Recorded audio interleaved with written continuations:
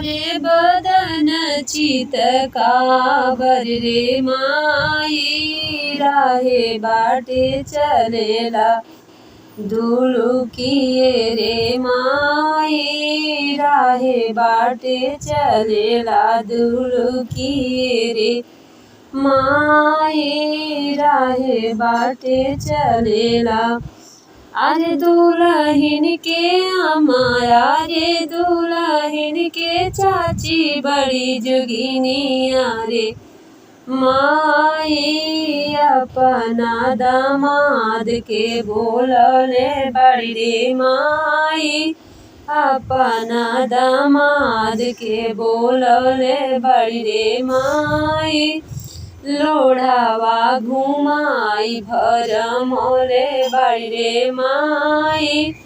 दामादा परिछि भर मोले बड़ी रे माई।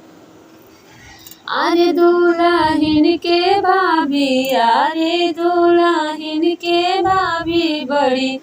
जोगिनिया रे माई अपना ननदोइया के बोलले बड़ी रे माई दहिया खियाई भर मोले बड़ी रे माई चुटकुला सुनाई भर मोले बड़ी रे माई अपना ननदोई के बोलले बड़ी रे माई अपना ननदोइया के बोलले बड़ी रे माई अपन। अरे दुल्हन के दीदी अरे दुल्हन के दीदी बड़ी जोगिनिया रे माई अपना बनोई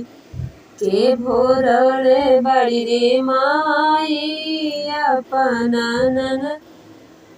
बनोई के भोरले बड़ी रे माई अपना